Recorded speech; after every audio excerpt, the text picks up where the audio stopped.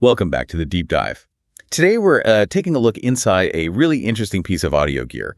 It kind of reveals the true ambition, I think, of the revived Electro Harmonix company. Yeah, we're talking about the LPB tube preamp. Exactly. And, this wasn't just another stomp box. It was this dual-channel high-voltage unit. Yeah. Something that really blurred the lines between, like, a pedal and proper studio hardware. That's really the core of what we want to unpack for you today. The LPB tube, it came out in the early 2000s, and it wasn't just nostalgia. It was really a foundational piece in EHX's strategy after they came back. Signal they were serious, right? Okay. About competing in that higher-end, tube-driven market. Totally. It was a bid for, professional credibility, moving beyond just the quirky transistor stuff they were maybe known for before.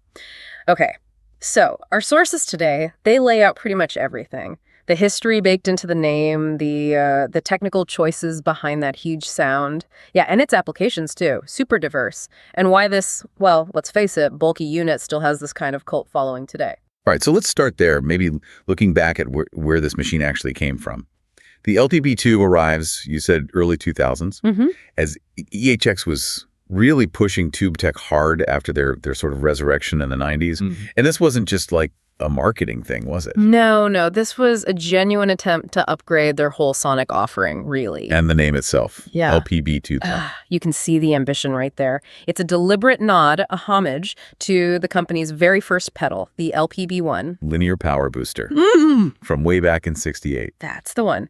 So that name immediately connects EHX's origins with where they were trying to go, technologically speaking. And the contrast is just well, it's huge, isn't it? The original LPB1, that was like peak simplicity for the time. Yeah. Tiny box, one transistor, just makes stuff louder. Pure boost. Yeah. Simple as that. Yeah. And then you look at the LPB tube, this massive enclosure, two 12AX7 tubes inside, a proper dual-channel preamp design. Yeah. It's night and day. It really is. It wasn't just an evolution. You called it an architectural revolution, and I think that's fair.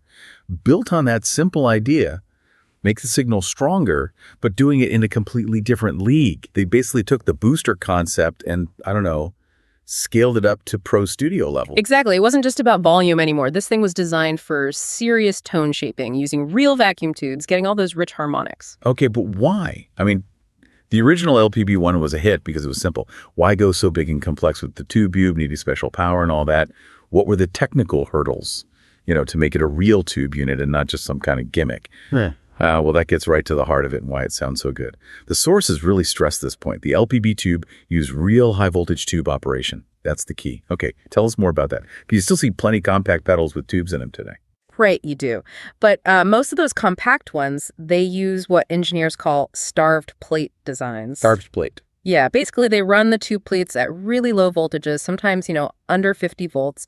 Proper tube amps, they like 150, maybe 300 volts or even more. Okay. So while starved plates give you some tube character, they compress really heavily, almost immediately, and you lose headroom fast. The tone gets kind of gritty or dirty, even when you don't want it to. So the LPB tube was built to solve that headroom issue specifically. Precisely. That's why it needed that specific 12V AC adapter. The unit took that AC voltage and stepped it up internally to give those 12AX7s the proper high voltage they need to operate linearly. Gotcha. So clean sounds stay clean longer. Much longer. At lower gain settings, it acted as this incredibly warm, transparent, dynamic buffer or clean boost. It didn't start compressing until you really pushed the gain control. You, the player or engineer, had genuine control over the saturation. Instead of the low voltage just forcing it into compression right away. Exactly. Now, that did require the big steel box, the vents, the dedicated power supply, but the sonic payoff was huge. Maximum clean headroom, real tube dynamics. Yeah, that physical design definitely screams utility, doesn't it? Yeah. Big steel chassis. Looks like it could survive anything in a studio. And you can actually see the tubes glowing under those vented grills. It's got a cool, almost vintage lab gear look. It does, and the controls definitely reflected that utility focus. Remember, it wasn't just one boost channel. Right, two independent channels. Two completely independent channels. Each had its own gain knob that controlled the actual tube drive and its own volume knob for the output level.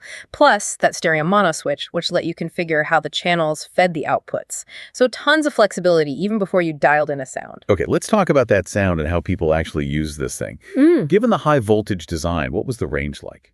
Sonically. Well, that range was the big selling point. At low gain settings, like we said, you got that beautiful, warm, fat, clean boost, just pure tube transparency, making things sound thicker, more present, but without obvious distortion. Nice. Then, as you turned up the gain on either channel, you smoothly transitioned into classic tube saturation, that lovely smooth compression, those rich harmonics kicking in, the sound of a preamp being pushed. And the routing. That stereo mono switch in the two channels. You could use them separately, like guitar into one, something else into the other. Absolutely. Channel A for guitar, channel B for bass, or a keyboard or whatever.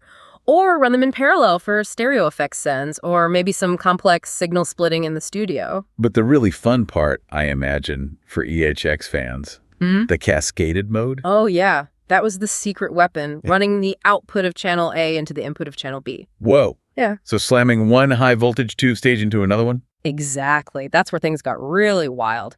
Cascading the channels took you way past standard overdrive. The sources describe it as getting into heavy distortion, even bordering on, genuine fuzz territory. So thick, compressed, super thick, loads of sustain, singing harmonics. It really showed the unit could do both things.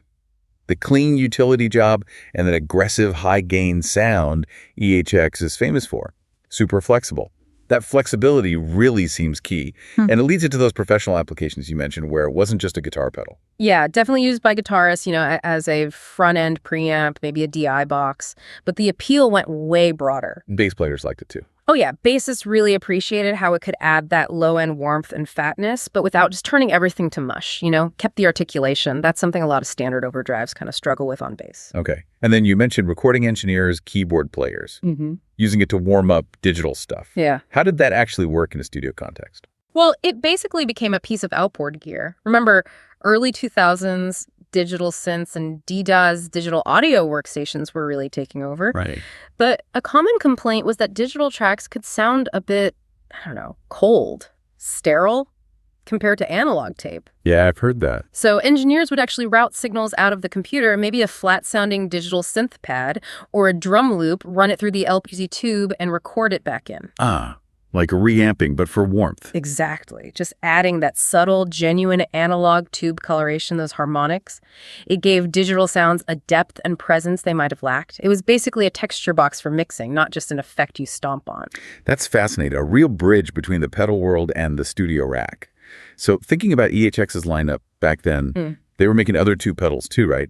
Where did this utility-focused LPB tube fit in? Yeah, it was definitely part of a bigger push into tubes. They had the English Muffin, which was more of a dedicated tube overdrive preamp. Okay. Then there was the Blackfinger, an optical tube compressor, and the Tube Zipper, which was pretty wild tube distortion plus an envelope filter. So the LPB tube was kind of the foundational one, the most straightforward maybe. I'd say the most flexible. It offered the cleanest path to just pure tube warmth, but could also get really dirty. It made it the most universally useful tool in that specific family, I think. Makes sense. And if you look at the bigger picture, the LPB tube really reinforces a few key things about EHX at that time. It showed they could take their absolute simplest, oldest circuit, the LPB1 booster, and reimagine it as this complex pro-level tool. Yeah, that's a statement. And by making something that appealed just as much to bassists, keyboardists, and recording engineers as it did to guitarists, they seriously boosted their professional image. It wasn't just about weird experimental effects anymore. They were making serious studio gear. That bridge, again, between the stomp box and the studio rack. Exactly. Okay, so it sounds like it was highly regarded, especially by pros who knew what it could do. But it didn't stick around in the EHX catalog forever. Why did they eventually discontinue it? Well, the sources seem pretty clear it came down to practicalities. The sound was great, no question. But that high voltage operation required the big metal box and the separate AC power supply. Right. Not exactly pedalboard friendly. Not really, especially for musicians touring heavily. You've got this large, fairly heavy metal box with glass tubes inside that are, inherently a bit fragile compared to transistors. It just wasn't as convenient as the smaller, more durable pedals that were becoming standard. So as EHX moved towards their more compact lines, like the XO series and the nano pedals. Yeah, the big, physically imposing LPB tube just sort of got phased out. Practicality won over sheer sonic potential in that case, for mass production anyway. And that right there is basically the definition of a cult classic, isn't it? Discontinued for size and practicality, not because it sounded bad. Precisely. And that's why it's still sought after on the used market. People who know what it is and prioritize that specific dual-channel high-voltage tube thing, they'll hunt one down. Okay, so wrapping this up, what's the big takeaway here? The LPB tube, it seems like it really stands as this definitive statement of EHX's ambition in the early 2000s. I think so. Taking their most basic concept, the power booster, and pushing it into this flexible, high-voltage, almost studio-grade monster. Hopefully, we've given you, the listener, a good sense of this often overlooked but really important piece of their history. Yeah, and it leaves us with a kind of interesting question to mull over, doesn't it? Thinking about why it was discontinued, mostly size and maybe fragility for live use. Well, given today's, constant search for genuine analog warmth, that high-quality tube tone, does that modern hunger maybe start to outweigh the convenience of compact digital stuff or even smaller, simpler pedals? Interesting point. Could the market ever really shift back towards embracing these bigger, dedicated utility boxes like the LPB tube if the sound quality is demonstrably, that good? Is the sonic reward worth the size sacrifice again? Yeah. Something to think about next time you're looking at your pedal board or maybe your studio rack and wondering if you got enough tube in your life.